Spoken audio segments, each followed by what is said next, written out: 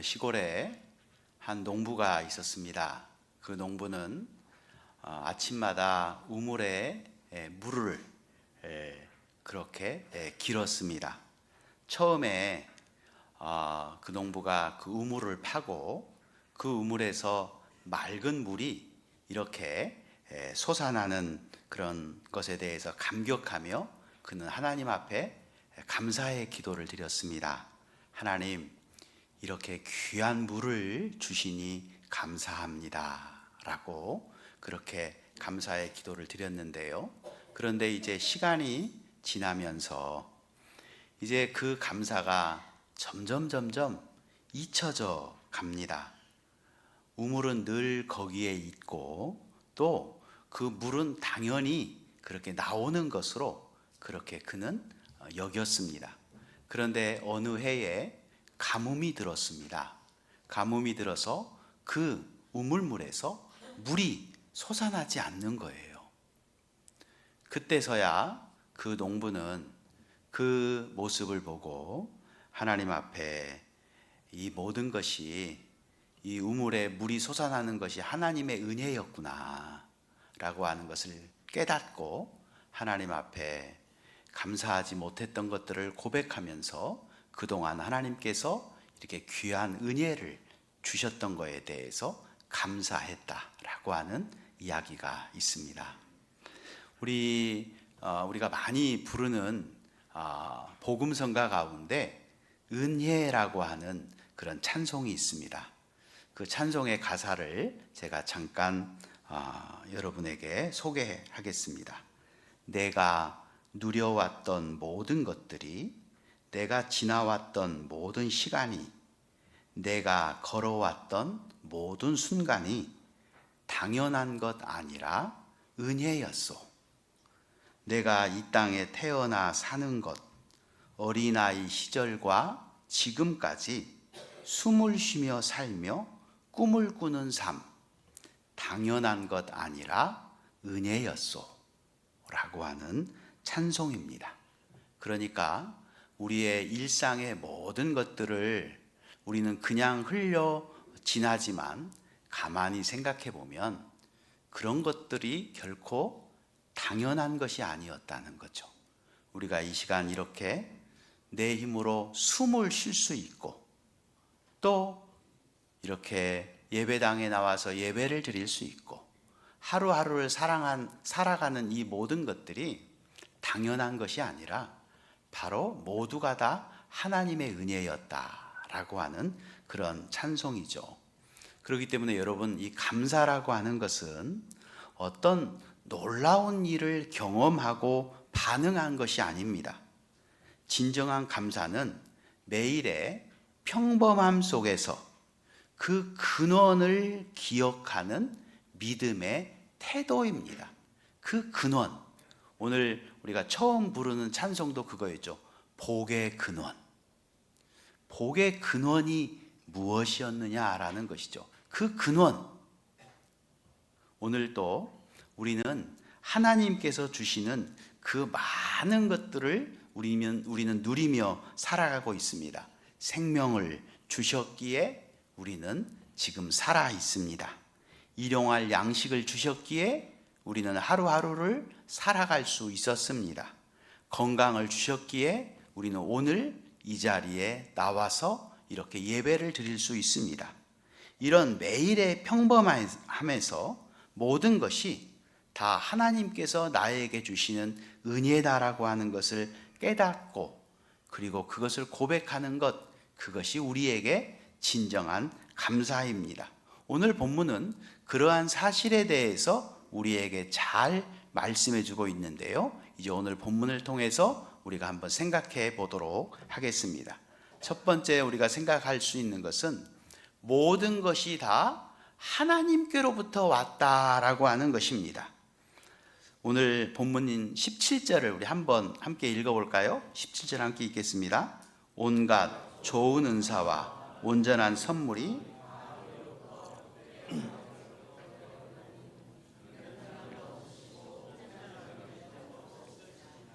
자, 이 말씀에 보면 온갖 좋은 은사와 온전한 선물이 다 위로부터 빛들의 아버지께로부터 내려온다라고 말씀하고 있습니다. 여기서 온갖 좋은 은사라고 하는 것은 우리의 삶에 유익한 모든 것들을 말하고 있습니다. 예를 들면 이스라엘 백성들이 광야에서 행군을 할 때 하나님께서 위에서 만나를 내려주셔서 그들을 이렇게 살아갈 수 있도록 해주셨던 그런 것들을 말합니다. 오늘 또 우리에게 매일 아침 눈을 뜨게 하시고 또 하나님의 말씀을 듣게 하시고 그 말씀을 또 깨닫게 하셔서 우리에게 은혜를 주시는 이 모든 것들을 말합니다. 그리고 온전한 선물이라고 하는 것은 하나님께서 주시는 그 은혜의 열매를 말합니다. 하나님께서 우리에게 햇빛과 비를 주십니다. 이 햇빛과 비 때문에 오곡이 무르익고 과일나무에 과일들이 주렁주렁 맺힙니다. 이런 모든 것들이 하나님께서 우리에게 주시는 온전한 선물들입니다. 그런데 이 말씀에서 정말 중요한 것은 뭐냐면 이러한 모든 것들이 바로 위로부터 내려온다라고 말씀하고 있습니다. 출발지를 밝히고 있는 것. 이것이 어디로부터 왔느냐라고 할 때 그것은 위로부터 내려왔다는 것이죠. 여러분 예를 들면 한강에도 그 물의 발원지들이 있지 않습니까? 그런 것처럼 이런 좋은 은사와 또 온전한 선물의 그 근원, 그 출처가 있는데 그 출처가 바로 위로부터 내려온다라고 말씀하고 있습니다. 그러면서 그 위가 어디를 말할까요? 오늘 본문에 보니까 빛들의 아버지라고 말씀하고 있습니다.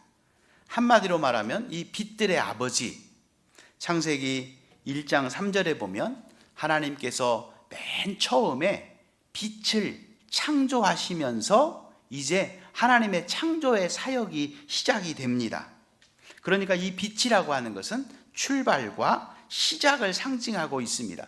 이 세상의 모든 것의 출발과 시작을 창조하신, 이 세상의 모든 것을 창조하신 그 하나님, 그 하나님이 바로 우리의 이 좋은 은사와 온전한 선물의 근원이다라고 말씀하고 있는 겁니다. 그러니까 이 세상의 모든 존재하고 있는 모든 것의 근원은 바로 우리 하나님이 그 근원이시다. 이렇게 볼 때 우리와 이 세상의 만물이 이렇게 존재하는 이 모든 것도 바로 하나님 때문이고 또 하나님께서 만드신 이 모든 것들이 그 존재를 지속할 수 있었던 그 이유도 바로 하나님 때문이고 우리가 복을 누리며 살아가는 그 근본 이유도 바로 하나님 때문이다라고 오늘 성경은 우리에게 말씀해 주고 있습니다. 세상 사람들은 어떤 일이 일어나면 우연이라고 하는 말을 합니다. 그리고 또 왜 이런 일이 일어났는지 알 수 없을 때, 또 우리에게 어떤 좋은 것들이 우리에게 일어나면 사람들은 운이 참 좋다, 재수가 좋다, 그런 말들을 합니다. 왜냐하면 이런 일이 왜 일어났는지 그 이유를 정확히 모르기 때문에 재수가 참 좋다, 그렇게 사람들은 말을 하는 거죠. 예를 들면 이제 제비를 뽑을 때 사람들은 그저 확률을 이야기합니다. 10개, 제비 10개 중에 하나를 뽑을 때 그 확률은 10분의 1이다, 그렇게 말을 하죠. 그런데 그 제비를 뽑았을 때 내가 원하는 것이 나오거나 내가 바라던 것이 나오면 나는 참 운이 좋다, 재수가 좋다, 그렇게 사람들은 이야기하는데 성경은 그렇게 말씀하고 있지 않습니다. 잠언서 16장 33절에 보면 이렇게 말씀하고 있는데요. 제비는 사람이 뽑으나 모든 일을 작정하기는 여호와께 있느니라 라고 말씀하고 있습니다. 그러니까 우리가 제비를 뽑은 것 같지만 그 안에는 하나님의 뜻이 있고 하나님이 이루어가는 그런 모든 것들이 그 안에 있다라고 하는 것이죠. 그러니까 우리가 지금 모든 것을 누리며 우리가 모든 것을 이렇게 살아가는 이 모든 것 위에는 바로 하나님께로부터 온 것이다 라고 그렇게 성경은 우리에게 말씀해 주고 있습니다. 하나님께서 개입하시고 하나님께서 허락하셔서 그렇게 주어진 일이지 결코 우연히 그렇게 되거나 또 어쩌다 보니까 그렇게 생겨난 거나 내가 운이 좋아서 그런 일을 겪게 된 것은 아니다라고 말씀하고 있습니다. 그렇기 때문에 진정한 감사라고 하는 것은 내가 어떤 일이 생겼을 때 그것이 우연히 된 일이 아니라 하나님께서 역사하셨기 때문에 이런 일이 나에게 주어졌다라고 우리는 생각하고 그 모든 것이 하나님께로부터 왔다라고 믿고 그것을 주신 하나님께 우리는 감사해야 하는 것입니다. 이처럼 내가 지금 살아가고 있는 이 모든 것 역시 내 마음에 들지 않는 것도 있을 수 있겠지만 그럼에도 불구하고 하나님께서 나에게 이렇게 은혜를 주시고 나에게 하나님께서 좋은 것을 주셔서 또 유익한 것을 주셔서 내가 이렇게 하루하루 살아갈 수 있는 이 일상이 바로 하나님께로부터 내려왔고 하나님께서 나에게 주셨다는 것을 믿고 그것에 대해서 감사를 할 수 있는 그런 우리 성도님들이 다 될 수 있기를 주님의 이름으로 축원합니다. 두 번째로 생각해 볼 수 있는 것은 하나님은 변함이 없으신 분이시다라고 하는 사실이죠. 오늘 본문 다시 한번 읽어볼까요? 다시 한번 읽어보겠습니다. 온갖 좋은 은사와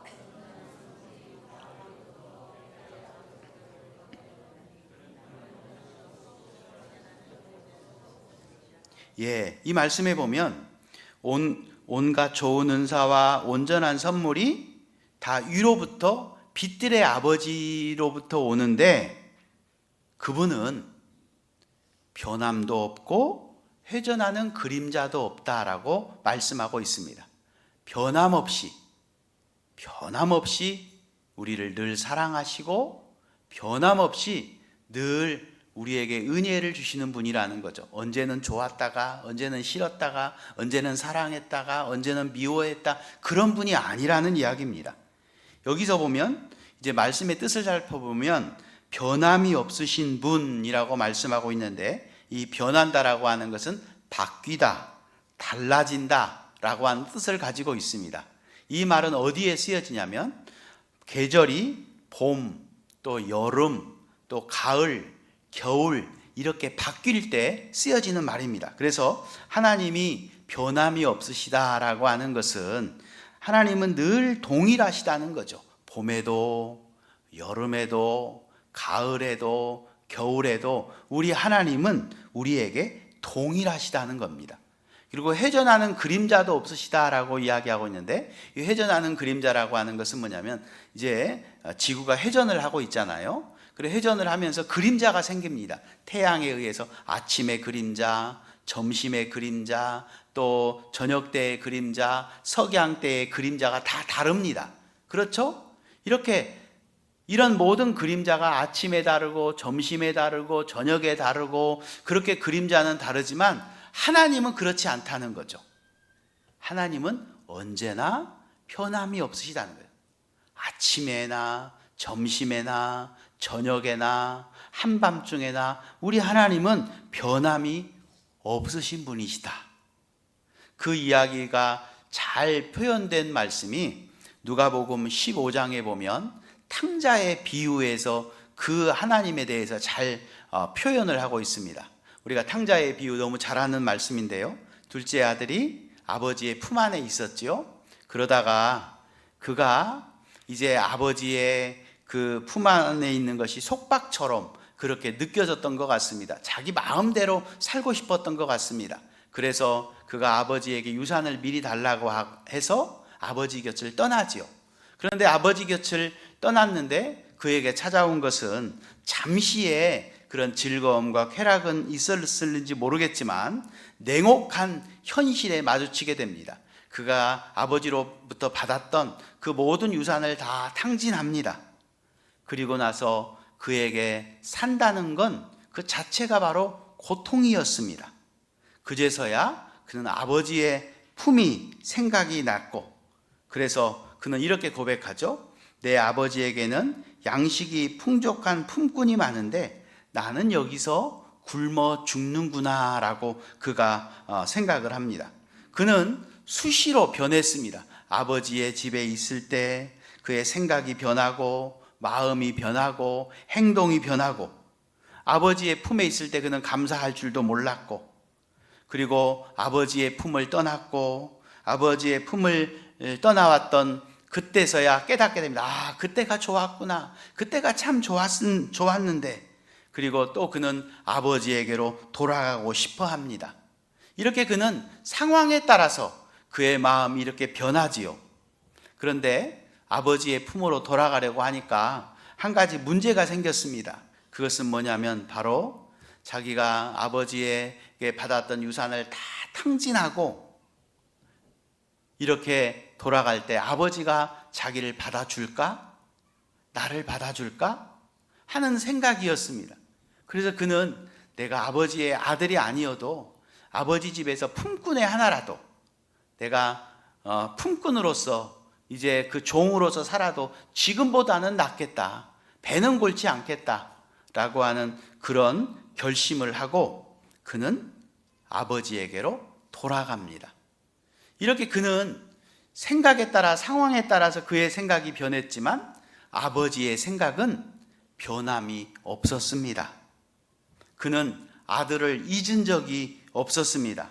아들이 돌아오기를 기다리고 있었습니다. 언제나 돌아올까? 여전히 그 아버지는 그 아들을 사랑했습니다. 그리고 늘 그랬듯이 혹시 아들이 돌아올까? 라고 하면서 동구 밖에 나가서 그 아들을 기다렸습니다. 그런데 어느 날 그 아들이 돌아오는 겁니다. 거짓골을 하고 그 아들이 돌아오는 것입니다. 그때 아버지는 그 아들을 알아보고 막 뛰어가서 얼싸안고 얼굴에 볼을 맞추며 그렇게 기뻐했습니다. 그 아들이 죄를 지어도 실패를 했어도 그 아버지는 전혀 변함이 없었습니다. 여전히 그 아들을 기다렸고 여전히 그 아들을 사랑하고 있었던 것입니다. 그래서 아버지는 그렇게 말하죠. 제일 좋은 옷을 갖다 입혀라. 손에 가락지를 끼워라. 신발을 신겨라. 살진 송아지를 가서 잡아서 잔치를 베풀어자. 이는 내 사랑하는 아들이 죽었다가 다시 살아왔다 라고 하면서 그 아버지는 너무너무 기뻐합니다. 그렇습니다. 여기서 우리가 발견할 수 있는 것은 뭐냐면 변함없는 이 아버지의 사랑입니다. 품에 있을 때나 아버지의 마음을 아프게 하고 떠났을 때나 실망스럽게 죄를 짓고 실패하고 거지가 돼서 돌아온 그 아들이라 할지라도 그 아버지는 여전히 그 아들을 사랑했습니다. 변함이 없었습니다. 여러분, 이 탕자가 어떤 생각을 했을까요? 아버지가 자기를 받아주어서 감사했을까요? 이제 먹고 살 걱정이 없어서 감사했을까요? 또다시 낯선 곳에 가서 고생하지 않아도 될 것을 감사했을까요? 저는 이보다 이 탕자가 정말로 감사했던 것은 무엇이냐면 여전히 자기를 사랑하는 변함없는 그 아버지의 그 사랑에 대해서 이 탕자는 아마 감사했을 거라고 생각이 됩니다. 여러분, 우리 하나님이 바로 그런 분입니다. 우리 하나님은 미워할 줄을 모르는 분입니다. 여러분이 혹시 하나님의 마음을 아프게 하고 죄를 짓고 하나님 앞에서 올바르지 않는 행동을 한다 할지라도 우리 하나님은 변하지 않습니다. 여전히 여러분을 사랑하고 계신 줄로 여러분 믿으시기를 바랍니다. 우리 하나님은 여러분을 미워할 줄을 모릅니다. 여러분이 어떤 모습이라 할지라도 하나님은 여러분을 여전히 변함없이 사랑하고 계시는 그 하나님, 이렇게 내 모습이 어떻다 할지라도 여전히 나를 사랑하시는 그 하나님, 변함없이 여러분을 사랑하는 그 하나님, 그분을 온전히 믿고 감사할 수 있는 우리 모두가 다 될 수 있기를 축복합니다. 마지막 세 번째로 우리가 생각해 볼 것은, 감사의 근원은 선물이 아니라 하나님이시다라고 하는 것입니다. 이처럼 우리를 변함없이 사랑하시는 그 하나님을 우리가 알게 될 때 우리는 감사의 방향이 달라집니다. 그것은 뭐냐면, 나에게 어떤 것을 주고 나에게 좋은 것을 주고 그래서 그 받은 것, 이것이 있어서 이것 때문에 정말 기뻐하고 이것 때문에 행복해하는 것이 아니라, 그것을 주신 분에게 우리의 시선이 돌려져야 한다는 것이죠. 그러기에 우리는 선물보다 그것을 주신 분에게 우리의 초점이 맞춰져야 합니다.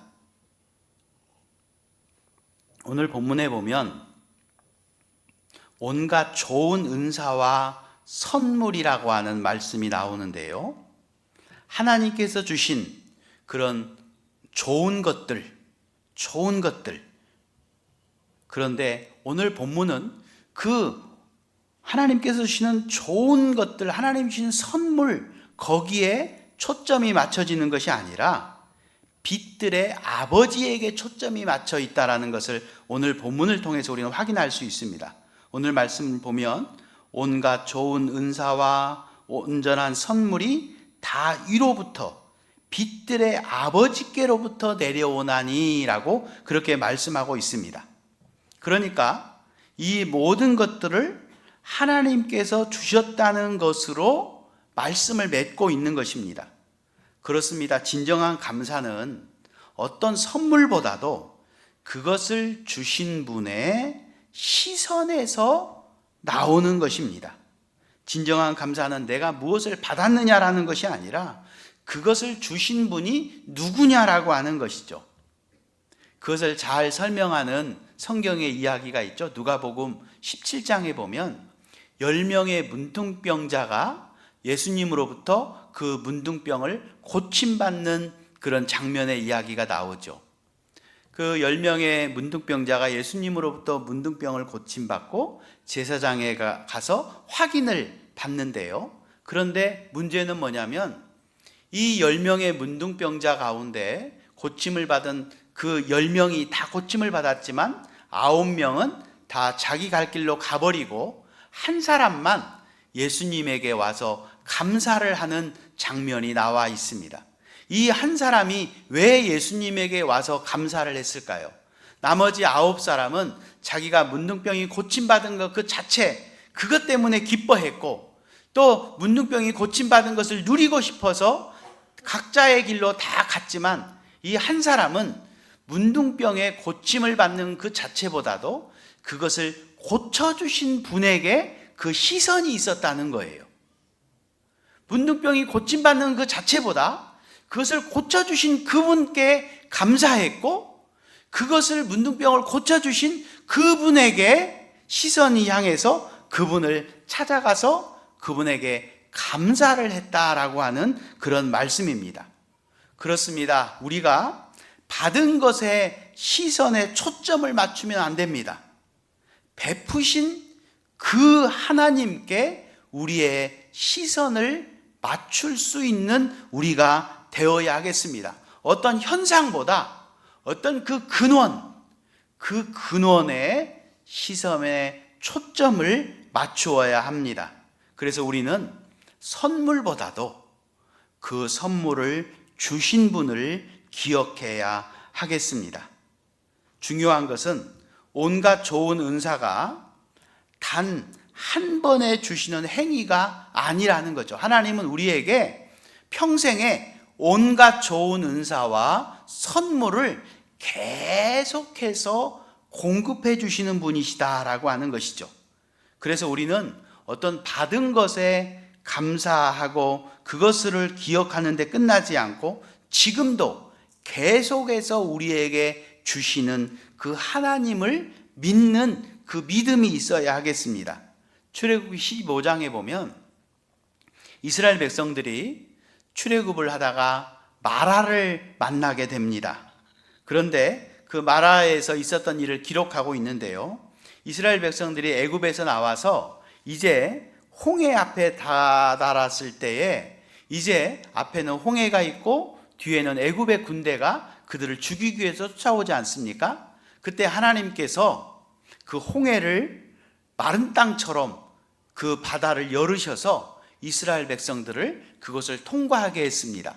그때 이스라엘 백성들이 그 하나님의 그 능력과 하나님께서 베풀어 주신 그 은혜가 감사해서 그들이 길이길이 뛰면서 하나님을 찬양하면서 하나님 앞에 감사했습니다. 그런데 그리고 나서 3일이 걸렸는데요, 이제 홍해를 통과한 이스라엘 백성들이 이제 그 사막과 같은 광야에서 마실 물이 없어서 좀 고생을 했습니다. 그런데 마라라고 하는 지역에 도착했을 때에 커다란 호수를 발견하게 됩니다. 그래서 그들은 너무 기뻐서 그 갈증난 목을 축이기 위해서 그 물을 마셨는데 그 물이 너무나 써서 마실 수가 없는 겁니다. 그래서 그들은 거기에서 하나님을 원망하죠.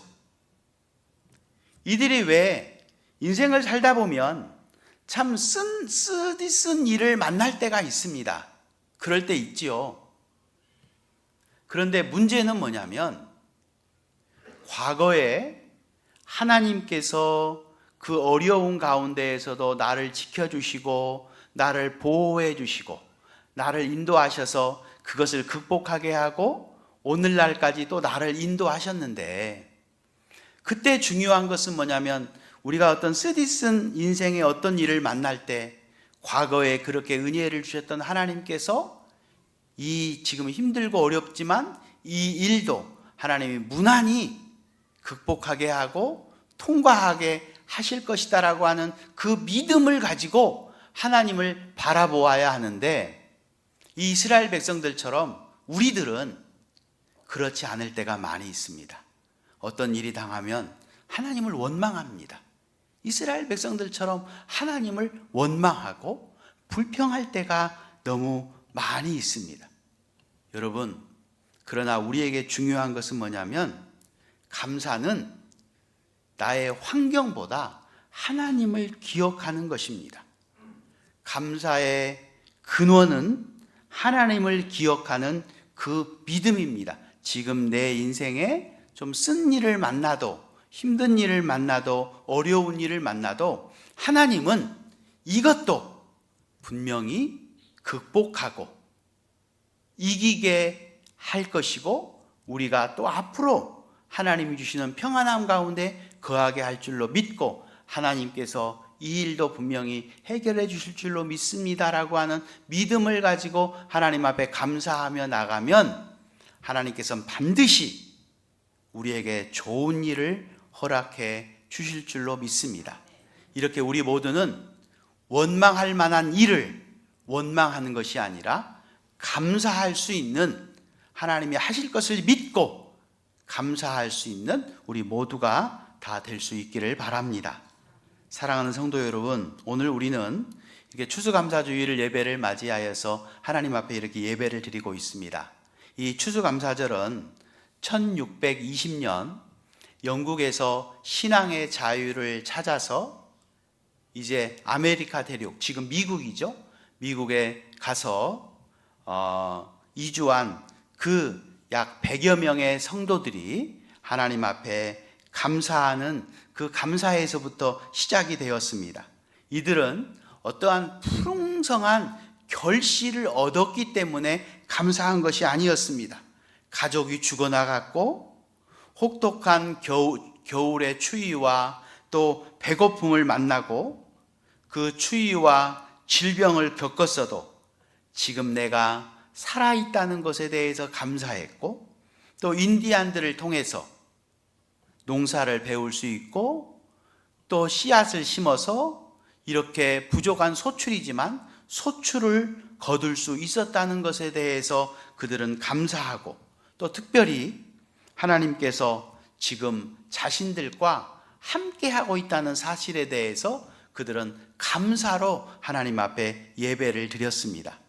우리에게 일상에서 많은 은혜를 베풀어 주셨던, 그리고 지금까지도 내가 이렇게 살아있게 하신 그 하나님을 바라보면서 여러분 하나님께 감사할 수 있기를 바랍니다. 정말 우리의 감사가 우리의 어떤 삶의 환경과 어떤 내가 무엇을 받았느냐, 무엇을 누리느냐, 그것이 아니라 우리의 감사가 우리의 감사의 근원이신 그 하나님으로부터 우리를 사랑하시는 그 하나님을 생각하고 우리에게 오늘도 은혜를 베풀어 주시고 계시고, 또 우리의 내일도 모레도 우리의 미래에도 우리에게 필요한 은혜를 베풀어 주실 그 하나님을 기억하면서 정말 감사가 우리의 가슴 속에 살아있는 그런 우리 모두가 다 될 수 있기를 예수님의 이름으로 축원합니다.